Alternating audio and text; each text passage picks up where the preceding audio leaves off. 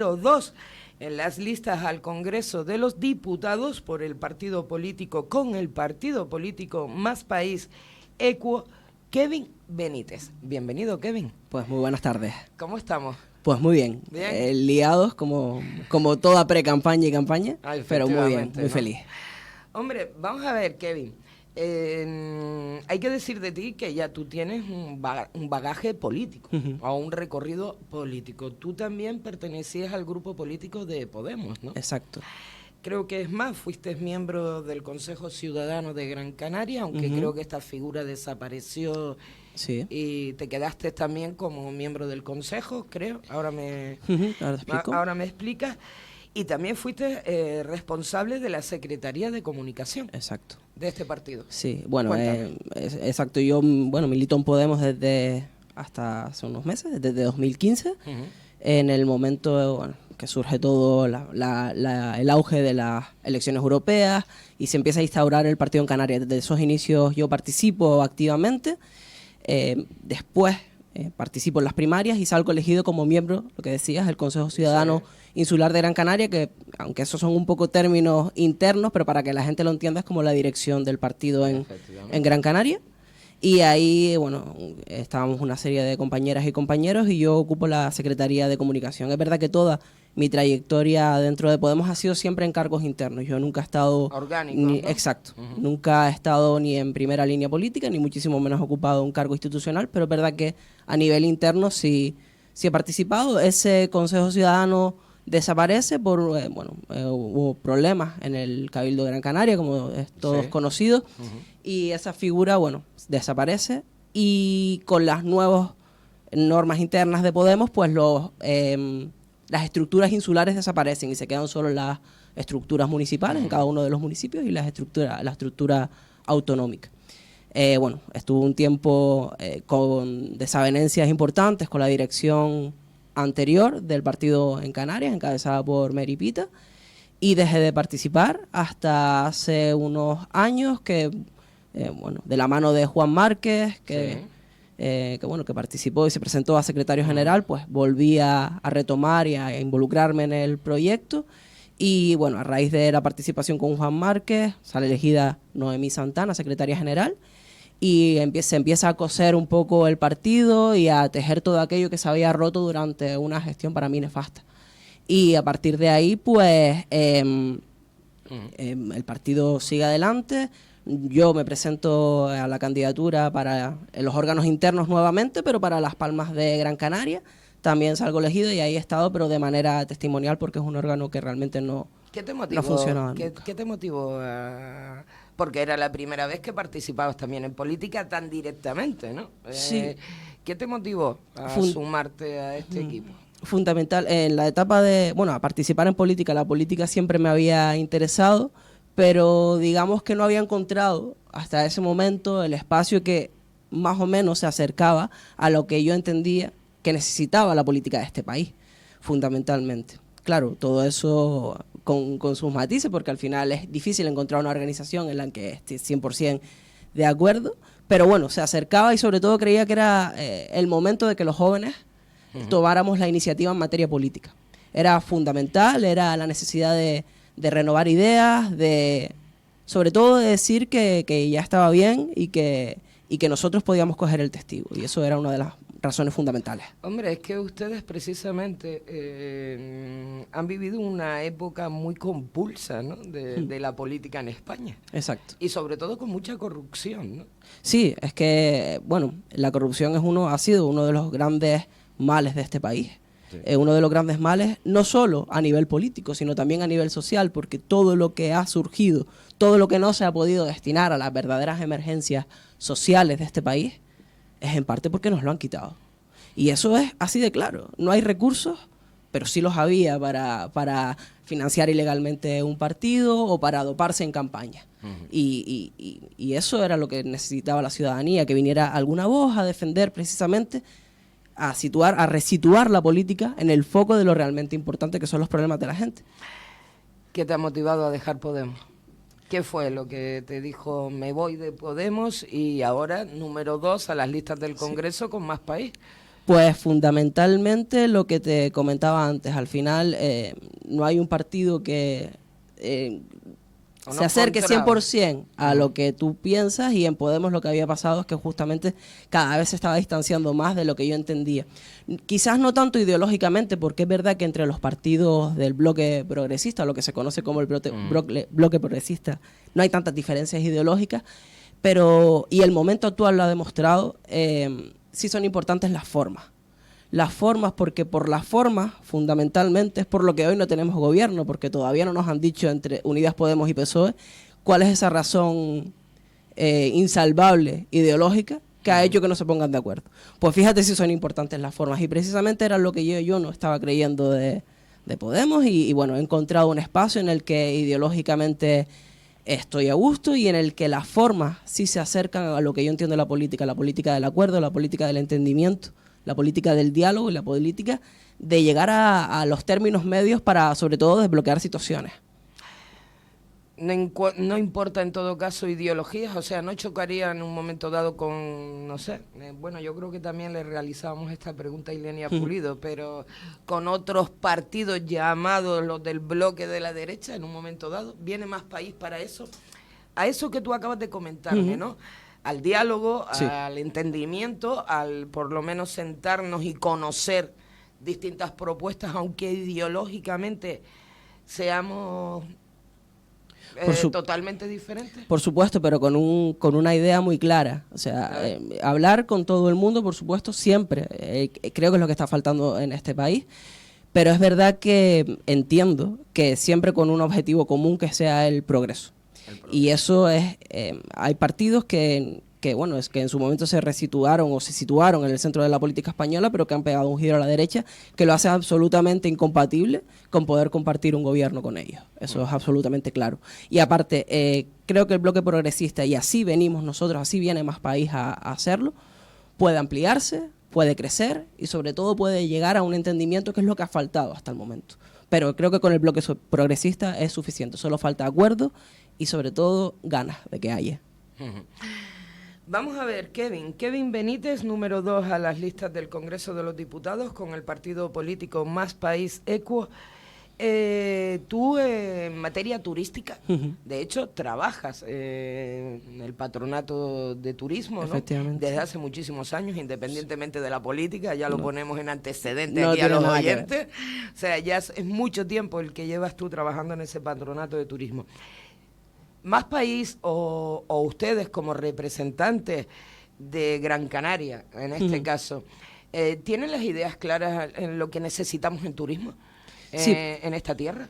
Efectivamente. Bueno, estamos todavía perfilando el programa en materia, en todas las materias en materia turística. Hasta ahora solo hemos presentado lo que es un avance del programa, que es el famoso Acuerdo Verde, en el que hablamos un poco de toda la política medioambiental aplicada a los diferentes segmentos y los diferentes sectores, porque cuando hablamos de políticas medioambientales no hablamos solo de proteger el medio ambiente, sino que también implica cambios en nuestra forma de vida y en nuestra forma de entender la sociedad. Y por supuesto, dentro de ese Acuerdo Verde hablamos de turismo y hablamos, por supuesto, de, por ejemplo, de medidas como el fomento del ecoturismo, el incentivos fiscales para favorecer el crecimiento de las empresas que tengan políticas medioambientales respetuosas y demás. Eso dentro del Acuerdo Verde, pero es cierto que tendremos un programa electoral muchísimo más amplio en el que ya desde Canarias, aunque tendremos medidas estatales porque estamos hablando de un programa para unas elecciones generales, sí hemos realizado desde Canarias aportaciones encaminadas fundamentalmente a dos cosas, y dos cosas que vienen al hilo de una realidad que estamos viviendo con todo el colapso de Thomas Cook. Por ejemplo, sí, también tengo una pregunta respecto a eso, pero sí, dime. Bueno, fundamentalmente dos. Una, la importancia de la diversificación turística. No podemos seguir anclados en modelos de turismo tradicionales que nos han funcionado hasta ahora, pero que evidentemente están mostrando síntomas de debilidad. Y nosotros tenemos que estar preparados como industria y como archipiélago y como un archipiélago líder en el sector turístico, porque yo creo que Canarias es un destino turístico puntero y lo hemos sido durante muchos años, pues también tenemos que liderar esa diversificación. De esa diversificación hablo de no solo una Canarias como destino de sol y playa, del que desde mi punto de vista tampoco tenemos que renegar, porque en muchas ocasiones se demoniza el turismo de sol y playa, y el problema no es el turismo de sol y playa, es el modelo. Pero sí es verdad que podemos abarcar otra serie de campos como el turismo náutico, turismo de salud, turismo deportivo, otros nichos de turismo que hacen que puedas promocionar Canarias o puedas diversificar la oferta turística de Canarias y acudir a nichos de clientes absolutamente diferentes y que buscan otras cosas en el destino más allá de quedarse en un establecimiento hotelero. Eso es muy importante, diversificar, ampliar el campo de visión y el campo de actuación. Por supuesto también la diversificación de mercados. Hasta ahora estamos trabajando, Canarias, mercado británico, alemán, fundamentalmente en Tenerife el mercado británico es uno de los más importantes, el más importante. En Gran Canaria un poquito menos, lo es el alemán y fundamentalmente el nórdico, pero sí es verdad que tenemos que trabajar en atraer otros mercados en los que tengamos ciertas potencialidades, no solo como destino turístico general, sino en algunos de estos segmentos en concreto de los que te comentaba. Eso por un lado. El objetivo, fundamentalmente, reducir la dependencia de la turoperación.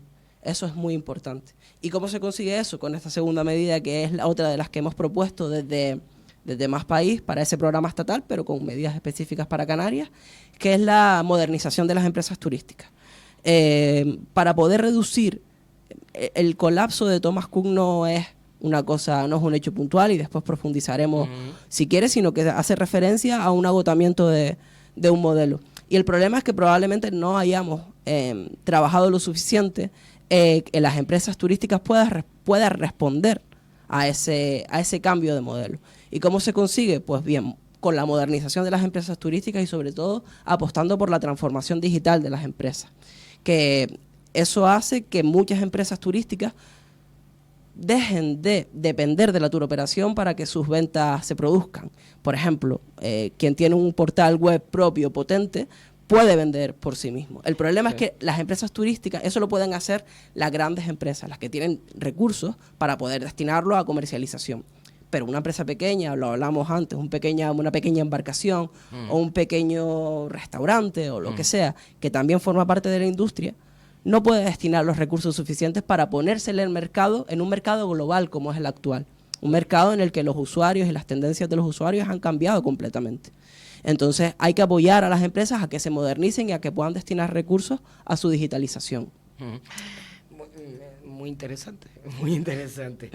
Kevin, vamos a ver, precisamente de Thomas Cook. Hoy salía una medida ya publicada, porque creo que firmaban en el día de ayer, que el gobierno de Canarias pues ha decidido aplazar por un periodo mínimo de 12 meses las cuotas de vengada por el IGI, o sea, por el Impuesto General Indirecto Canario, y no satisfechas por las entidades integradas en el grupo empresarial de Thomas Cook. Así, con estas medidas, pues pretenden que se beneficien precisamente todos aquellos afectados por su quiebra. Ha entrado ya, esta es una de las medidas promovidas por el gobierno autónomo, y ellos lo dicen que es sobre todo para atenuar los perjuicios económicos derivados de la quiebra de este turoperador. ¿Cómo ves tú esta medida? ¿Es suficiente aplazar, o como lo ven desde Más País? ¿Creen que es una medida suficiente? Desde Más País, o por lo menos desde mi punto de vista personal, y creo que es la posición de todo el partido, está bien establecer medidas paliativas en momentos puntuales. No solo es el aplazamiento del pago al IGIC, sino también el gobierno del Estado ha puesto el aplazamiento de las cuotas de la seguridad social también para las empresas afectadas. También incluso hay ayuntamientos y de municipios turísticos que han concedido el aplazamiento de las cuotas de Libia a establecimientos hoteleros o empresas afectadas. Y bueno, todo esto está bien en un momento de crisis. El problema es que solo se quede, que el análisis de la situación solo se quede en las medidas paliativas. Eso por un lado. Por otro, esto de socializar las pérdidas, tendremos que explicar muy bien a quién beneficia ese aplazamiento del IJIC, si beneficia efectivamente a todas las empresas turísticas o si beneficia solo a una parte de las empresas turísticas. Eso creo que es importante porque cuando hablamos del dinero público o hablamos de la recaudación pública, tenemos que entender que también los beneficios tienen que ser también lo más públicos posible o lo más generales posible. Claro. Entonces, eso lo tiene que explicar muy bien el gobierno de Canarias. Yo tengo mi punto de vista sobre eso, pero lo fundamental, lo empezábamos a hablar un poquito antes, no se puede quedar en estas medidas correctoras. De hecho, se ha puesto el aplazamiento a las cuotas del IJIC, pero ya tenemos datos, incluso noticias, que hablan de que Tenerife ya ha recuperado 300.000, o sea, de las que había perdido ha ganado incluso 300.000 plazas aéreas más. Hablamos de que ya hay casi un 91% de plazas perdidas por el colapso de Thomas Cook recuperadas. Por tanto, estas medidas están bien, pero ya estamos viendo que la fortaleza de nuestro destino, de nuestro sector, está haciendo que el mercado se reconduzca y se resitúe, ¿vale? Entonces, estas medidas están bien, pero habrá que prolongarlas el tiempo necesario. Y son porque, claro, aquí dice que sobre todo se podrán beneficiar todos aquellos afectados por su quiebra. Nosotros hemos hablado aquí en más de una ocasión, los compañeros de esta casa y de este programa, y a ti que vas como diputado, o sea, serás uno de los encargados de realizar estas leyes. Hemos hablado en más de una ocasión, bueno, sí, bien, de acuerdo que se ayude a estas empresas, ¿no? Pues un poquito a paliar los ingresos que van a dejar de recibir de Thomas Cook. Pero es que alrededor y normalmente aquí nos referimos a las grandes empresas, las cosas como son, a los grandes hoteleros. Y a nosotros nos preocupa qué pasa con esos extrahoteleros, qué pasa pues hasta con el mundo del taxi, porque al fin y al cabo en las zonas turísticas son muchos los turistas que van del taxi, ¿no? ¿Qué pasa también? Pues esos restaurantes que usted comentaba antes, o esas empresas de excursiones, esas empresas de alquiler de coches. Justamente eso es lo que comentaba. Cuando se utilizan mecanismos como la recaudación del IJIC para paliar una situación de crisis, que es evidente que había que actuar, y sobre todo por mandar un mensaje de tranquilidad también a la sociedad y a los mercados, y está bien, pero hay que explicar muy bien a quién va a beneficiar esas medidas. Ese es un claro ejemplo. Las empresas que no están relacionadas directamente con Thomas Cook o que no trabajaban directamente con Thomas Cook, pero que sin embargo forman parte del entramado del sector turístico y una bajada generalizada de turistas procedentes de un tour operador también les afecta. Eso es a lo que me refería antes, con que estas medidas correctoras son interesantes, son importantes y son necesarias en un momento puntual, pero que no nos podemos quedar en eso. Tenemos que establecer medidas, porque el colapso de Thomas Cook no es no es el fracaso de una única empresa. Es la guinda, es como los novios de la tarta, ¿no? Pero de un cambio de modelo turístico a nivel global. Y en ese cambio de modelo de turismo a nivel global, esto lo que evidencia es que es el fracaso de un tipo de modelo. Un tipo de modelo que está cambiando porque están cambiando los intereses de los clientes, porque está cambiando la manera en la que los clientes viajan y está cambiando la manera en la que los clientes compran. Entonces, ¿qué tendríamos que cambiar nosotros? Tendríamos que conseguir que nosotros, porque al fin y al cabo ese modelo del que estás hablando está muy integrado. Claro, en nuestra está muy sociedad. arraigado, Sí, está sí. muy arraigado, efectivamente, pero no tenemos que hablar de un cambio drástico, porque todos los cambios son graduales, pero sí tenemos que apostar por la modernización hasta de las propias empresas que se dedican a las actividades, la modernización de las propias empresas que se dedican a la restauración. Tenemos que apoyarles desde las instituciones, porque tenemos que hacerles adaptarse a esa nueva realidad turística que ya se está produciendo en otros destinos y al que aquí todavía no hemos llegado. Me pongo un ejemplo, el tema de lo que te decía antes, del reducir la dependencia de los tour operadores. Sí. Una manera de hacerlo es haciendo que las empresas puedan comercializarse por sí mismas. No tiene que venir un gran tour operador a abarcar casi el 50% de cuota de mercado. sino que hay pequeños tour operadores y sobre todo hay canales de venta múltiples a nivel mundial. El problema es que no tienen acceso ni tienen los recursos suficientes para poder acceder a ellos. Desde las instituciones lo que tenemos que apoyar es que estén en una industria turística moderna y liderar el cambio de modelo desde Canarias. Eso es lo fundamental. Bueno, turísticamente Canarias es puntera. Es una potencia, efectivamente. Es una potencia, ¿no? A nivel nacional, es lo que me refiero, que turísticamente Baleares trabaja 6 meses al año, igual que toda la Costa del Sol y la del Mediterráneo, que normalmente el turismo de ellos comienza ahora a partir de Semana Santa. Exacto, sí, hablamos. Y nosotros es durante todo el año, ¿no? Sí, hablamos de que Canarias es un destino desestacionalizado. Es decir, nosotros tenemos turismo 365 días, 24 horas, 7 días a la semana. Hay muchas cosas las que se plantean también con este factor turístico, entre otras la ley turística del Gobierno de Canarias y también de espacios protegidos, porque ya la contempla dentro de la nueva ley del suelo. Sí. También tenemos el alquiler vacacional también por otra parte. Ya tenemos también distintas sentencias del Tribunal Superior echando abajo un poquito la manera de regular que ha tenido el Gobierno de Canarias. El alquiler vacacional, ley turística, ¿se va a poder plantear lo que es a nivel nacional? O sea, de alguna manera sean a nivel nacional los que regulen para que después las demás comunidades autónomas pongan la guinda. Sí, digamos, efectivamente. Hasta ahora el marco competencial que regula y sigue siendo el tema del alquiler vacacional y el tema de la ley turística de la que mencionabas es autonómico. Las competencias son autonómicas y es verdad que en el programa actual que nosotros estamos elaborando no contemplamos nada a nivel estatal porque las competencias no son estatales actualmente. Sí, entonces, no vienen a nivel estamos regional. hablando de un programa de general, pero bueno, para mostrar un poco la posición nuestra con respecto al alquiler vacacional, yo soy de Las Palmas de Gran Canaria y efectivamente la regulación es necesaria porque en determinados núcleos, como puede ser los entornos cercanos a la playa de las Canteras y demás, se está produciendo un fenómeno que es la salida del residente para copar absolutamente todo el mercado a través del alquiler vacacional. Y eso es un problema grave porque al final estamos sacando a los ciudadanos del centro de las ciudades. Y eso hay que atajarlo.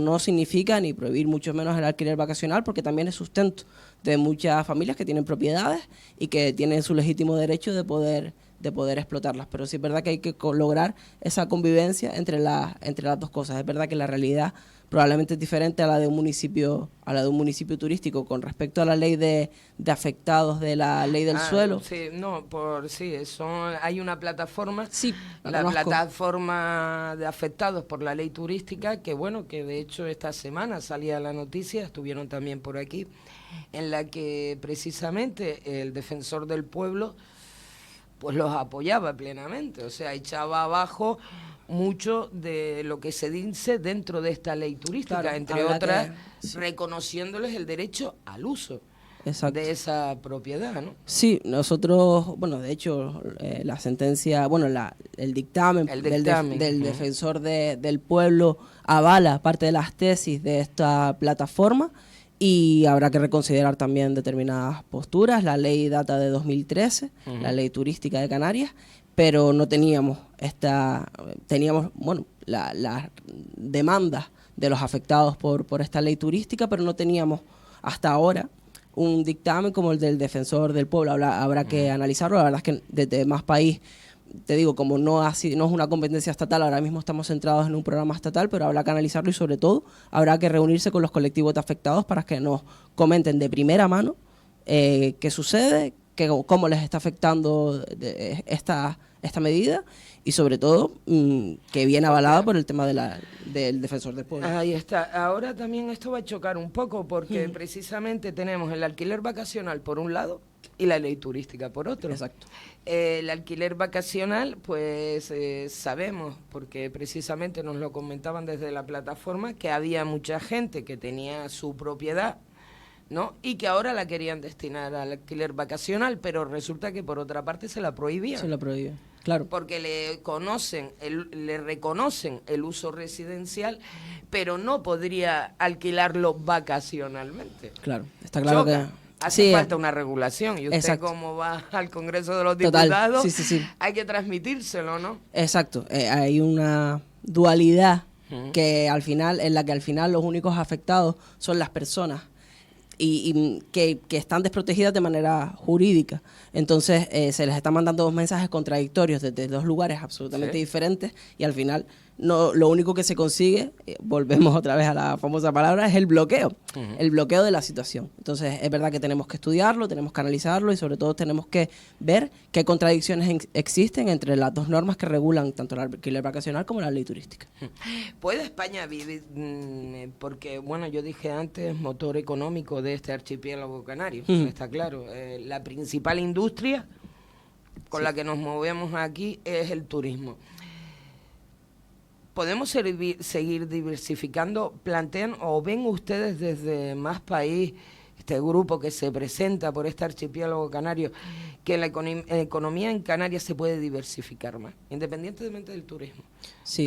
¿Podemos introducir otras industrias en este archipiélago, sin ser industria propiamente la palabra? Sí. Pero podemos tener otro tipo de economía, ¿se pueden empezar a dar esos pasos? Por supuesto, y de hecho, antes te comentaba este avance de programa que tenemos, que es el Acuerdo Verde, en el que hablamos justamente de todas las energías, de todo, la problemática y toda la emergencia ecológica y toda la emergencia climática que estamos viviendo en todo el mundo, pero fundamentalmente también en España.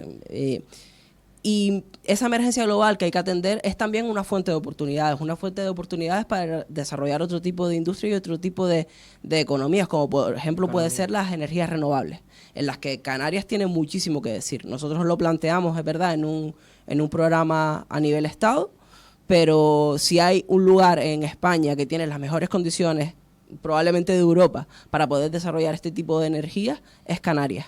Y hemos perdido un tren en todos estos años en esa materia. Nos hemos limitado a cumplir el expediente, ¿no? Pero sí es verdad que tenemos un potencial enorme, no solo por las propias condiciones de las islas en esta materia, sino que además puede ser una fuente de crear trabajo, empleo cualificado, de reorientar en materia educativa el archipiélago para poder desarrollar puestos de trabajo relacionados con el desarrollo de estas energías limpias. Al final ahí hay una fuente de oportunidad que te digo, que va más allá de crear una industria, sino va más allá incluso de crear un modelo social, un modelo de empleados cualificados, de empleo cualificado, de empleo bien pagado y de empleo que nos sitúe a la vanguardia de las energías renovables a nivel europeo. Es perfectamente viable. Ustedes dicen que llegan y se presentan a nivel nacional, o bueno, palabras del señor Echenique, ¿vale? Para desbloquear, bueno, y tú también lo acabas De Rejón. De Rejón, perdón, disculpen. Del señor Íñigo Rejón, ¿vale? Sí. Disculpen. Hablan de que llegan precisamente para desbloquear y salir adelante. Son muchos los problemas que tiene esta querida España nuestra hoy en día. Y desgraciadamente Canarias es una de las comunidades en que vamos a la cola en todo. Sí. En todo. Vamos en la cola en educación, vamos a la cola en sanidad, vamos a la cola... Bueno, superamos los índices de pobreza y alarmante es que también han salido distintos estudios en los que hasta trabajando es pobre ese trabajador. ¿Qué tipo de medidas para paliar todo esto nos ofrecen desde Más País? Yo sé que te he dado distintas opciones, pero... Sí. No, pero que... al final la base tiene que ser una, ¿no? Y eso es de donde nace todo lo demás. Para poder hacer cualquier cosa de todas las emergencias que tenemos, has nombrado algunas, pero también se me ocurre la emergencia feminista. También. La emergencia en la pérdida de derechos con las amenazas que supone tener a las tres derechas planteando los modelos de familia o a quién queremos o no tenemos que querer. Eso son unas amenazas reales. Pero para poder abordar todos esos problemas, lo primero que necesitamos es tener gobierno. Es imprescindible tener gobierno. No podemos seguir en el bloqueo. Y y para que todas esas medidas que ahora te detallaré puedan llevarse a cabo, es necesario tender la mano y en primer lugar, dejar de mentir a la gente. Es decir, nosotros no vamos a decir nunca en campaña que nosotros vamos a cumplir el 100% de nuestro programa. Eso es imposible. Y el que lo esté diciendo, que lo están diciendo, está mintiendo. Porque vamos a tener que pactar. Las mayorías absolutas en España se han acabado. Y cuanto antes lo tengamos en mente, antes podremos desbloquear las situaciones y atender todas esas emergencias que asolan Canarias, como los índices de pobreza. Estamos hablando de casi un 40% de riesgo de pobreza y exclusión social. Antes hablamos también de de todos los retos que se abren por delante en materia turística, de cómo lideramos el ranking. Antes decías que estábamos a la cola en todo. Desafortunadamente también lideramos el ranking en algunas otras cosas que son absolutamente bochornosas, como la violencia machista. Entonces, tenemos que desbloquear esta situación. Nosotros tenemos una serie de medidas que presentaremos que van relacionadas se ha hablado esto del Acuerdo Verde, lo hemos hablado durante todas estas, y que dentro de una realidad nacional nosotros tenemos que ser capaces de poder tender puentes. Y decir, oye, mira, nosotros vamos con nuestro programa, este es nuestro modelo de país, pero sabemos que el 100% de estas medidas no lo vamos a poder desarrollar. ¿Por qué? Porque tenemos que ponernos de acuerdo, preferentemente con el bloque progresista de PSOE y Unidas Podemos. Entonces, ahí tendremos que hacer también un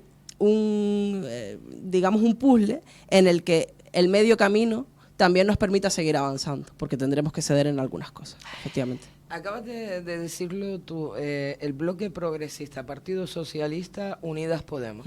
O sea, entiendo que ese va a ser, que también lo hablábamos antes, pero bueno, entiendo que ese va a ser el socio prioritario en un momento dado a la hora de llegar a acuerdos. Sí. ¿Ustedes? Sí. Con ustedes, porque te recuerdo que también se ha hablado de Más País como otro más a dividir más aún la izquierda.